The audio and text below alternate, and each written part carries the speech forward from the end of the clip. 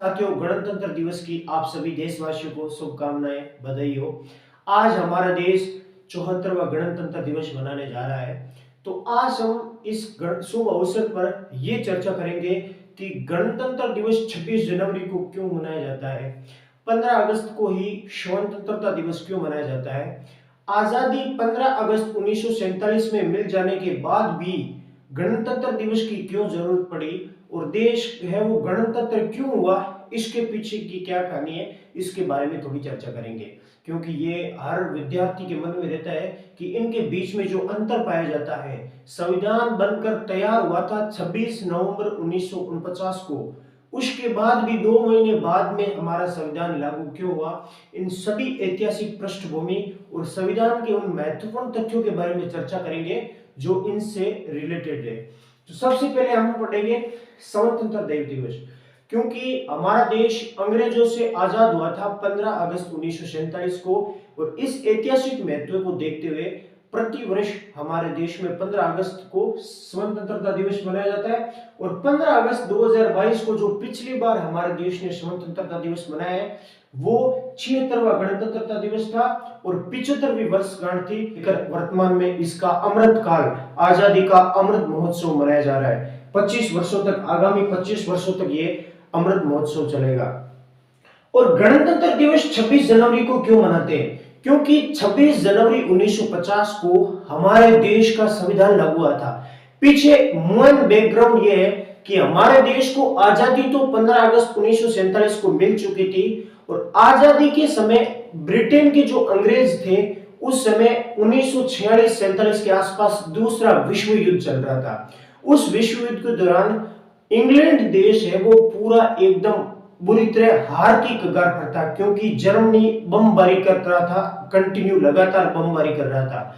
तो ब्रिटेन की जो उस समय सरकार थी, विंस्टन चर्चिल ब्रिटेन के प्रधानमंत्री हुआ करते थे, वो ये नहीं चाहते थे कि भारत है वो जल्द आजाद हो जाए। लेकिन उनकी सरकार ब्रिटेन में चल रही थी, इंग्लैंड में, और इनकी विरोधी पार्टी थी जिसके प्रधानमंत्री बने थे आगे चल प्रधानमंत्री क्लेमेंट एटली ने घोषणा की कि जैसे ही हमारी इंग्लैंड में सरकार बनेगी, तुरंत हम भारत को आजाद करेंगे। आजाद करने की घोषणा की थी लेबर पार्टी के प्रधानमंत्री क्लेमेंट एटली ने। और जैसे ही इंग्लैंड में प्रधानमंत्री बने क्लेमेंट एटली, उन्होंने कैबिनेट मिशन को भारत भेजा था। इसको कैबिनेट मिशन क्यों कहते हैं? क्योंकि इंग्लैंड में उस समय ये तीनों कर्मचारी कैबिनेट स्तर के मंत्री हुआ करते थे।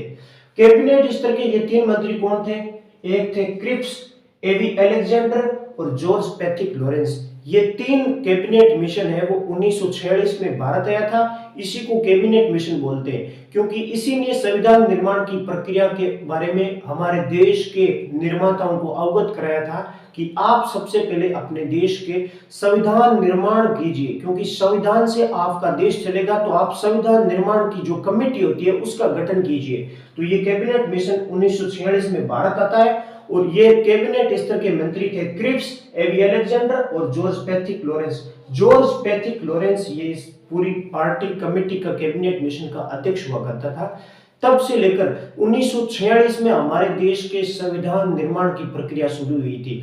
हालांकि हमारे देश को आजादी तो 1947 में मिल चुकी थी, लेकिन 1947 से लेकर 1950 में भारत की आजादी के संविधान निर्माण, संविधान के लागू होने तक ये जो टाइम है, ये अंतरिम सरकार का टाइम कह सकते हैं। क्योंकि यहाँ कोई फिक्स सरकार भी नहीं थी, बल्कि संविधान का निर्माण हो रहा था। उस समय जो सरकारें चलाई गई वो इसी कैबिनेट मिशन के द्वारा चलाई गई, और संविधान के निर्माण तक जो सरकार चली थी वो अंतरिम सरकार के नाम से भी जानते हैं। और 1952 में आम लोकसभा के चुनाव होते हैं, और तब से लेकर हमारे संविधान में एक निश्चित प्रक्रिया, शासन की निश्चित प्रक्रिया चलती है।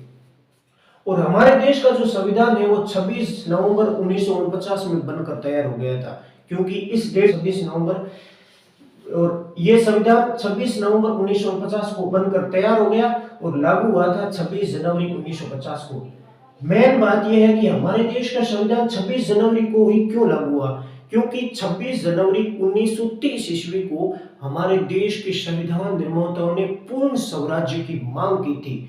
इसी पूर्ण स्वराज्य की मांग के इस ऐतिहासिक दिन को याद करने के लिए 26 जनवरी को दिन चुना और 1950 को हमारे देश का संविधान लागू हुआ। इसीलिए प्रति वर्ष संविधान 26 जनवरी को गणतंत्र दिवस के रूप में मनाते हैं। गणतंत्र किसको बोलते हैं? गणतंत्र का मतलब है राष्ट्र के अध्यक्ष का चुनाव होना, यानी वंशानुगत न होना। हमारे देश का जो राष्ट्र अध्यक्ष है वो राष्ट्रपति है। ये वंशानुगत नहीं होता, अर्थात राष्ट्रपति का बेटा ही राष्ट्रपति नहीं बनता, बल्कि चुनाव होता है इनमें। ये चुनाव की जो प्रणाली है उसी को गणतंत्र कहा जाता है। यानी 26 जनवरी को प्रतिवर्ष हमारे देश में गणतंत्र दिवस मनाया जाता है। और जो संविधान निर्माण की जो पहली बैठक हुई थी संविधान सभा की, वो हुई थी 9 दिसंबर 1946 को संविधान सभा की पहली बैठक होती है, जिसके अस्थायी अध्यक्ष बनाए जाते हैं डॉक्टर सच्चिदानंद सिन्हा। अस्थायी क्यों बने? क्योंकि उस समय हमारे बड़े बुजुर्गों को सबसे पहले प्राथमिकता दी जाती थी। फ्रांस की संसदीय प्रणाली के अनुसार बड़े बुजुर्ग सच्चिदानंद सिन्हा उस समय सबसे बड़े थे, इनको अस्थायी अध्यक्ष बनाया गया। और संविधान सभा की दूसरी बैठक होती है 2 दिन बाद 11 दिसंबर 1946 को। इस दिन स्थायी अध्यक्ष बनाया जाता है डॉक्टर राजेंद्र प्रसाद को। उसके बाद में एक प्रश्न पूछा जाता है, संविधान सभा की अंतिम बैठक कब हुई थी? तो वो हुई थी 24 जनवरी 1950 को। और 24 जनवरी के 2 दिन बाद 26 जनवरी 1950 को हमारे देश का संविधान है वो लागू हो जाता है। उसके बाद में कुछ प्रश्न बनते हैं कि संविधान निर्माण के समय कौन कौन से जो संसदीय प्रणाली बनाने के लिए, संविधान का निर्माण करने के लिए, संविधान सभा के गठन के लिए कौन कौन से चुनाव हुए थे।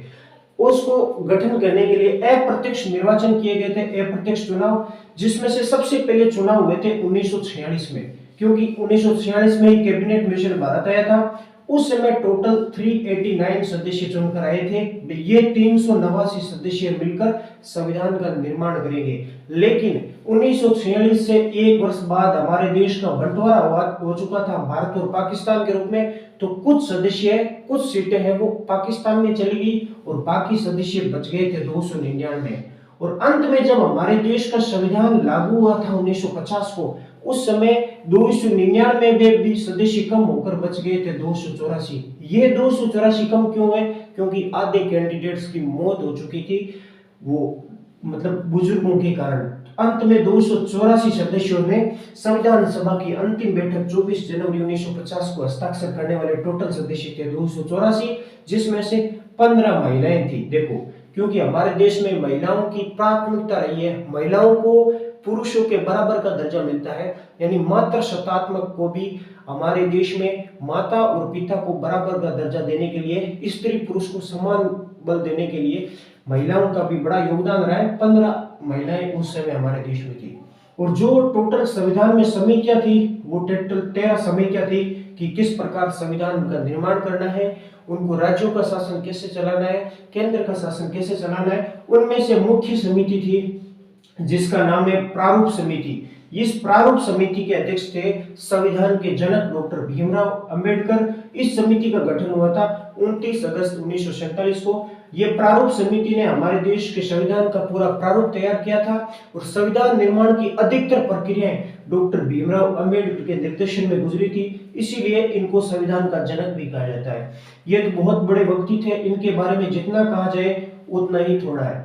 अगला है टाइम। हमारे देश के संविधान बनने में टोटल 2 वर्ष 11 माह और 18 दिन लगे थे, यानी 1946 से लेकर 1949 तक यह संविधान निर्माण की प्रक्रिया चली थी। और आज हमारे देश के संविधान में 22 भाग, 395 अनुच्छेद और उस समय 8 अनुसूचियां थी, लेकिन वर्तमान में अनुसूचियों की संख्या बढ़कर 12 हो चुकी है। वर्तमान में 22 भाग, 395 अनुच्छेद और 12 अनुसूचियां हैं। इस प्रकार हम आज स्वतंत्रता दिवस, गणतंत्र दिवस के बारे में चर्चा की है और संविधान के उन तथ्यों के बारे में चर्चा की है जो इनसे जुड़े हुए हैं, हमारे देश के संविधान की ऐतिहासिक पृष्ठभूमि से जुड़े हुए हैं। अगर आपको ये वीडियो पसंद आया तो लाइक, शेयर और सब्सक्राइब जरूर करें।